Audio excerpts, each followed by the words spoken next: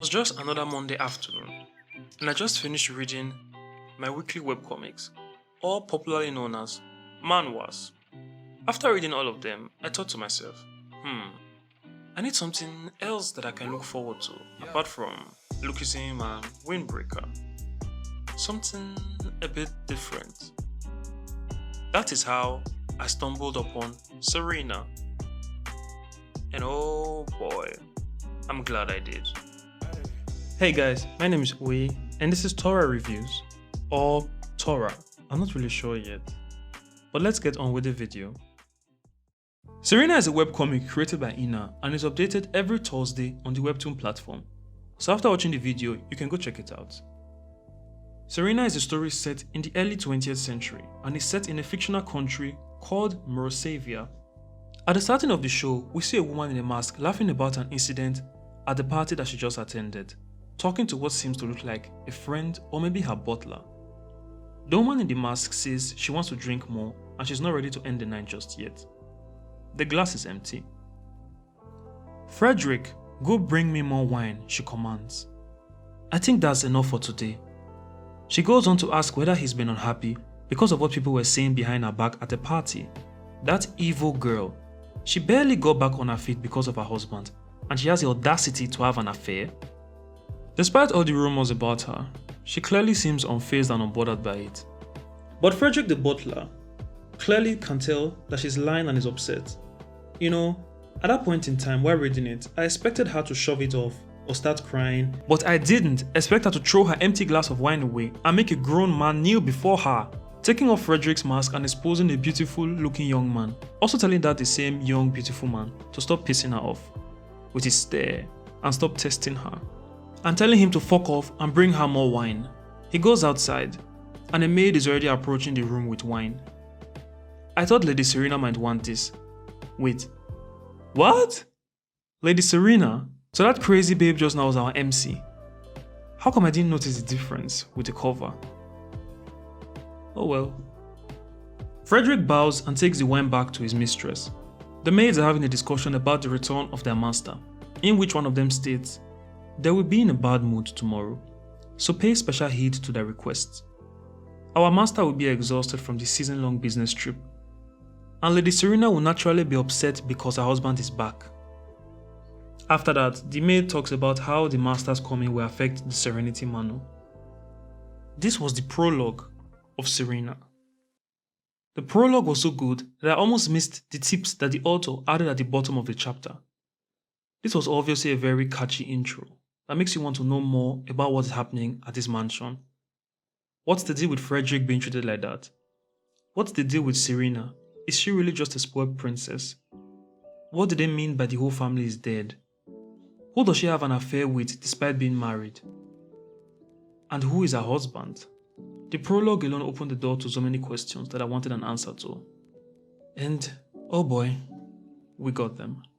Chapter 1 starts off with jewelry sellers waiting for a long period of time for Serena to come down to attend to them. The apprentice, obviously annoyed by the lateness of Serena, to which her madame replies, "The time she gets here is the time we meet," in which it is also stated that the madame locks her entire shop up on the day she comes to do business with Serena due to Serena's high status within Meuracevia. The madame further elaborates that the reason Serena isn't here is probably because she's still sleeping in after having fun with her lover all night long, that there's a man she always keeps with her, like an emotional support doll. We go on to see Serena waking up with a headache, and guess who's in bed with her? Frederick Bloom, 25 years old. Also, finally being introduced to the lead act of this series, Serena Serenity, 22 years old. Damn, she really is living the life. She got a big mansion, servants, got jewelry sellers locking up their shops just to make sales with you, and you receive some BBC whenever you feel like it. What the f? Serena leaves the room in a foul mood after discovering that it's a new month and a Wednesday. Serena finally decides to meet up with the jewelers, with the apprentice just simping all over her and not even listening to the discussion that's going on right before her. Frederick walks into the room and just sits down. The apprentice at this point in time totally disregarding Serena's presence and just focuses on simping over Frederick hard. Serena noticed the action and is rubbed out the wrong way, which resulted in her telling them to head back and her causing a scene and making my man Frederick kneel once again, this time in front of others, and telling the young apprentice that she doesn't share what belongs to her. You know, while I was reading this webcomic, I was actually searching if anyone had done a review on it. But to my surprise, there were only fan edits of it, TikTok and YouTube. The one that stood out to me the most was a scene where Serena falls asleep on a man's shoulder. Nothing really special, but it was just a very wholesome moment. Plus, Mariah Carey It's a Rap was a background song, making the 14 seconds even more enjoyable. So sometimes while I was reading this book and something crazy was happening or something out of the normal was happening, I would just be remembering one line from the song. After the whole drama, we are introduced to the head maid and Serena's personal maid, Sui, who watched the whole scenario that took place. Sui states that Wednesday and rainy days are days that Serena dislikes the most. And with that, the husband is introduced to us, Eisner Grayan, 27 years old.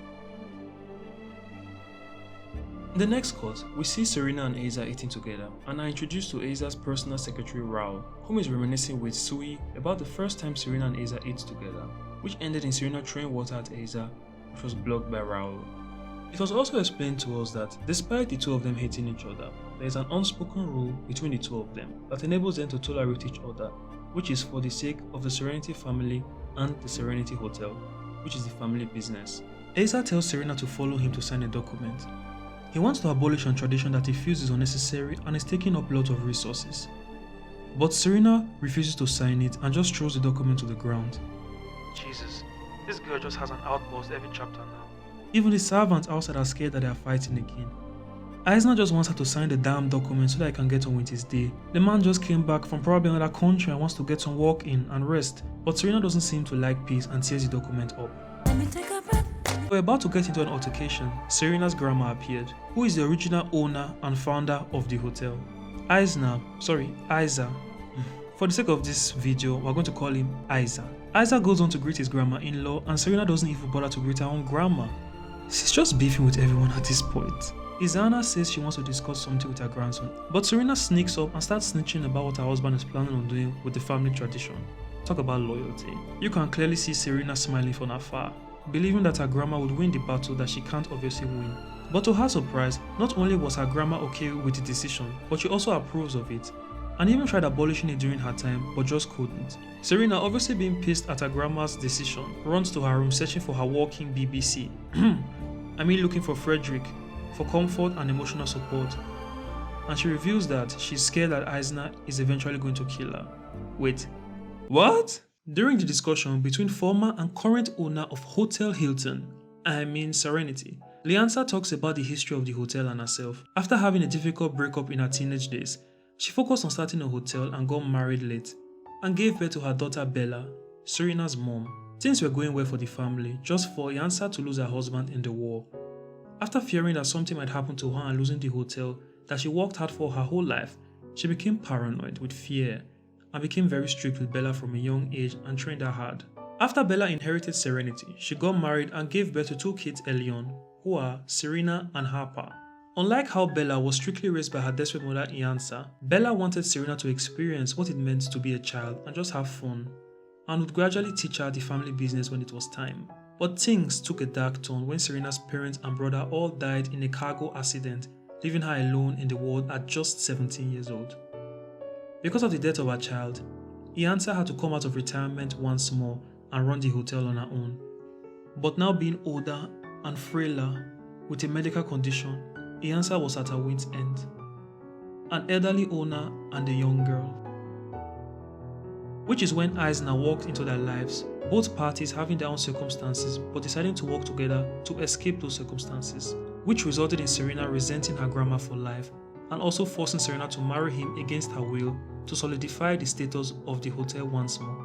This backstory explained quite a lot, and also clearing why Serena hates Eisner so much and her always being moody, a non-Serenity family member running the family business that she grew up to love so much.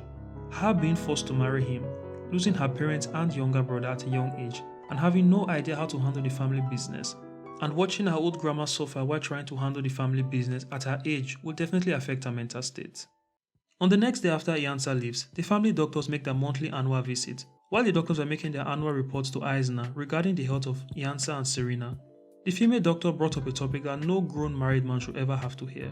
The female doctor warned Eisner that Serena, Lady Serena shouldn't get pregnant because her body at the moment is very weak and fragile and is only getting by because she's young. And if she were to get pregnant, it will endanger the life of both Serena and the baby. Fucked up part here is that Eisner and Serena don't even sleep in the same room. Hell, she probably sleeps in the east wing of the mansion and Eisner sleeps at the west wing.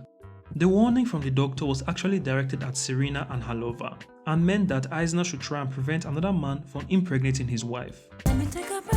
The next chapter we see Eisner confronting Frederick, in which the two of them seem to be having a respectful argument, but actually sounded like a dick measuring contest to me. The talk ends when Serena runs in, seeing that her BBC is looking conflicted, and confronts Eisner, only to get pushed by him, landing on the cold floor, with him staring at her like she's a piece of shit.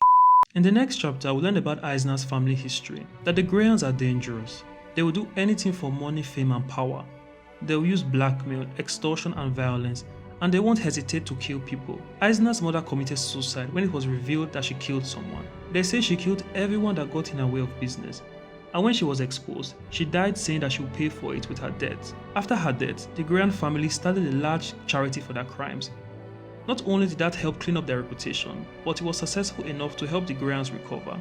The Grayan family is full of criminals, Serena states, and that he's become a stranger to the family, either because he was pushed out by his brother or he's lost their trust. This backstory just truly goes on to show that Serena and Eisner are truly opposites of one another and have led different lives up until they met. Later on, Eisner comes to Serena's room, tells the BBC to fuck off, that he wants to talk to her, and is finally willing to teach her. If at this point in time you are still watching this video, and you are not interested in giving this a read, then I don't know what to tell you. Honestly, when starting Serena and looking at the cover of it, I wasn't sure if this is what I wanted to spend my time reading. I mean, you can't blame me though. I read Lookism and Windbreaker every week. But upon starting it, I couldn't drop my phone because that's how damn good it was. The art style is unique. The characters, even though they are not much, hold this certain mystery to them that are unveiled step by step, and you just want to keep reading. And what I like about it the most is that it doesn't follow the usual pattern of a farmer girl or broke girl meeting a rich meeting a multi-millionaire mafia gang leader dude with a sharp jawline that challenges that of Jotaro Kujo from JoJo's Bizarre Adventure. Hating him at first but falling in love with him eventually. Wattpad style. You know, just from reading the first few chapters of this, I told myself, this is K-drama potential. No cap. Okay, first YouTube video done and dusted. Since this was my first YouTube video, I don't really know how I performed. My microphone is the BM800 condenser mic, so I'm aware that my audio quality isn't the best at the moment, and my editing still needs a lot of improvement. So yeah, I hope you can drop a like and comment below if you enjoyed the video. I already know the next manhwa I'm going to be reviewing. Just going to take a bit of time to make since it has a lot of chapters. So I would appreciate if you would subscribe so that when I release it, you'll be notified. With that being said, my name is Uyi, and Tora out.